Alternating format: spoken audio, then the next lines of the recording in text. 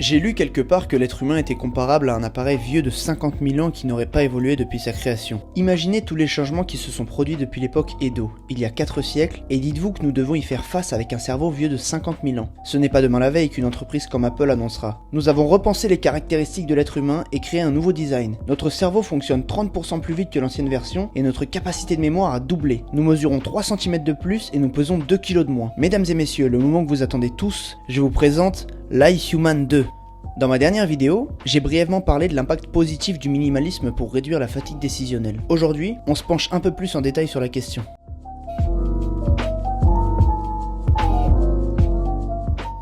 Le passage que je t'ai lu en introduction est tiré du livre L'essentiel et rien d'autre de Fumio Sasaki. J'aime bien ce passage car il résume assez bien la fatigue décisionnelle. Tu vois, l'homme est le fruit d'une évolution biologique vieille de 2,5 millions d'années. À la base, l'homo sapiens évoluait dans une toute petite tribu. Il devait faire des choix assez simples concernant soit sa survie, soit sa reproduction. On parle quand même d'une époque où le peu de choix qui s'offrait à l'homme c'était est-ce que je chasse ce mammouth ou est-ce que je fuis ce mammouth? Enfin bref. L'évolution des civilisations et des sociétés a provoqué une multiplication des choix s'imposant aux êtres humains au quotidien. On a connu une explosion du nombre de choix proposés dans les années 70-80, avec notamment l'essor des supermarchés et une mondialisation toujours plus présente. On se retrouve aujourd'hui dans une situation où le nombre de choix continue toujours de croître de manière exponentielle, dans une époque où l'individualisme prime et où on personnalise presque tous nos achats. À titre personnel, je vois un grand nombre de points positifs dans cette tendance, et je suis pas là pour détruire le méchant capitalisme qui nous pousse toujours plus à la consommation contre notre gré. Mais j'aime quand même nuancer mes propos, et force est de constater que la multiplication des choix mène à une baisse d'énergie significative au quotidien. Notre cerveau est vieux de 50 000 ans, et il est pas fait pour endurer autant d'informations à choisir et à trier au cours d'une journée. Le psychologue Barry Schwartz a théorisé le phénomène de paradoxe du choix dans son livre du même nom. Il explique comme moi que les choix n'ont fait qu'augmenter au cours des dernières décennies. On finit même par valoriser ces choix car on préfère quand beaucoup de produits nous sont proposés. Et c'est là le paradoxe. Par exemple, un supermarché qui propose 20 marques de glace sera intuitivement préféré à celui qui n'en propose que 3. Cependant, plus le nombre de choix augmente, plus il est difficile de choisir et moins l'être humain est heureux. Schwartz a démontré que plus il y a de possibilités, plus on s'attend à trouver quelque chose qui nous convient parfaitement. Mais de l'autre côté, moins on a de chance de faire le meilleur choix. Il en conclut donc qu'il y a une relation entre la croissance du nombre de choix et la baisse du bonheur. En plus d'impacter le bonheur, la multiplication des choix a des conséquences sur la fatigue décisionnelle. L'individu a chaque jour le pouvoir de prendre un certain nombre de décisions. Plus il prend de décisions, plus la qualité de ses choix se dégrade. Ce phénomène part du postulat que la volonté, à l'image d'un muscle, se fatigue au cours de la journée et que chacun a une jauge décisionnelle qui s'épuise pour être à sec quand la prise de décision a atteint ses limites. C'est pour cette raison que beaucoup de gens se sentent plus à l'aise à l'idée d'être productifs et créatifs tôt le matin et qu'il est conseillé de faire des tâches importantes à ce moment-là de la journée. La fatigue décisionnelle est provoquée par tous les choix que tu fais dans la journée et peut provoquer dans un premier cas une paralysie décisionnelle, c'est-à-dire une impossibilité à faire un choix, ou ça peut te pousser dans un autre cas à prendre de très mauvaises décisions. Cette fatigue peut impacter négativement bien plus d'aspects de ton quotidien que tu ne le crois. Une étude a par exemple démontré que la fatigue décisionnelle réduisait la qualité des repas des gens au cours de la journée. Selon cette étude, les individus prendraient les meilleures décisions alimentaires vers 7h du matin,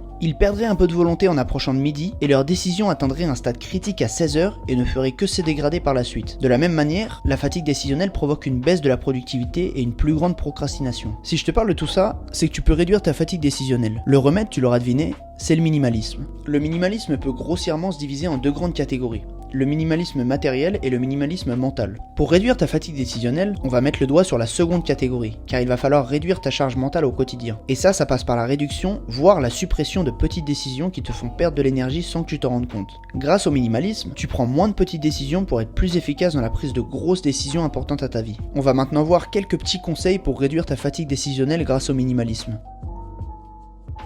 Steve Jobs, Mark Zuckerberg, Albert Einstein et Barack Obama ont tous un point commun. Ils ont mis en place un système leur évitant de prendre des décisions inutiles dès le matin. Ils ont supprimé un des premiers choix de la journée que tout le monde fait quotidiennement, répondre à la question « Comment s'habiller ?» Quel t-shirt mettre? Cette paire de chaussures irait bien avec ce jean, non? À moins que ce jean soit mieux. Et si je mettais mon pull rouge avec? Mais je vais quand même pas mettre du rouge avec du vert. Moins d'une heure après être sorti du lit, la plupart des individus sont déjà assaillis par ce genre de questions et se fatiguent dès le matin à se demander quoi choisir comme vêtements. Les 4 hommes cités plus tôt avaient bien conscience de la futilité de ces choix sur leur quotidien et savaient qu'ils constituaient une charge mentale non négligeable pouvant porter atteinte à leurs objectifs sur le long terme. Ils ont donc tout simplement décidé de s'habiller de la même manière tous les jours. En réduisant tes vêtements à l'essentiel, tu te libères des décisions vestimentaires et tu es prêt à attaquer ta journée plein d'énergie. Cela passe par un désencombrement de tes armoires. Avant, j'étais vraiment fan de vêtements. Je voulais toujours avoir la dernière paire de chaussures à la mode et je pensais que se construire une bonne image passait par l'achat de nouveaux habits. J'ai fini par remarquer que chaque matin, c'était une vraie lutte pour assortir tel ou tel vêtement. Aujourd'hui, j'ai toujours un faible pour les beaux vêtements et je me prive pas d'en acheter pour une occasion ou quand je veux me faire un petit plaisir, mais ça reste quand même très rare. et je m'habille sensiblement de la même manière tous les jours pour me concentrer sur ce qui importe vraiment pour moi. Je pourrais comprendre si tu ne veux pas porter le même haut noir tous les jours comme Steve Jobs et beaucoup de minimalistes, mais essaye quand même de garder juste assez de vêtements pour 6 à 10 jours. Tu réduiras sensiblement tes choix vestimentaires quotidiens et tu pourras t'occuper de laver tes vêtements une seule fois par semaine. On ne présente plus l'impact positif que peut avoir une bonne habitude sur ton quotidien. En implémentant des routines, tu te libères de différentes décisions inutiles à prendre. L'exemple des vêtements est déjà un exemple d'une routine. Si tu t'habilles de la même manière tous les jours, pas besoin de réfléchir à ce que tu dois mettre. Mais la routine peut s'appliquer à bien des domaines. Pour garder une bonne énergie au quotidien, tu dois bien manger. Je pense que ta mère t'a appris ça il y a bien longtemps. Mais comme je te l'ai dit, les choix alimentaires se dégradent au cours d'une journée. Il va être important d'appliquer le minimalisme à la nourriture que tu manges. Je m'explique. Ici, le minimalisme est à comprendre au sens de ne pas se compliquer la tâche. Crée donc en avance une routine solide en préparant tous tes repas et en sachant ce que tu vas manger chaque jour pour ne pas faire d'écart important. Tu peux préparer tous tes repas en une fois, le week-end pour toute la semaine par exemple, comme ça ton esprit ne sera pas dispersé quotidiennement. Tu n'auras pas à choisir quoi manger au fil des jours et au fil de tes envies, parce que premièrement, ça mène souvent à des mauvais choix pour ta santé, et en plus tu conserveras ton énergie décisionnelle. Tu peux aussi réduire tes décisions en achetant toujours les mêmes aliments. Tu iras droit au but en achetant ce dont tu as besoin en magasin, et tu abaisseras ta fatigue décisionnelle en perdant moins de temps à faire les courses. Tu peux aussi créer une routine pour le sport que tu veux faire. Prévois en une seule fois tes entraînements pour les semaines à venir. Ça enlèvera la friction de ne pas savoir quoi faire avant chaque entraînement. La routine peut s'appliquer à beaucoup de domaines dans la vie, mais pour les exemples de la nourriture et du sport, le minimalisme appliqué à la fatigue décisionnelle est vraiment pertinent, car il te permet de conserver ton énergie tout en faisant des activités qui te permettent d'être en forme au quotidien. C'est donc un véritable cercle vertueux. Et avant que tu penses que la routine va rendre ton quotidien fade et sans intérêt, sache que les bonnes habitudes ne réduisent pas ta liberté, elles créent ta liberté. Si tu prends des bonnes habitudes concernant des petits choix du quotidien grâce au minimalisme, tu te libéreras d'un tas de choix inutiles et tu pourras te focus sur ce qui importe vraiment pour toi.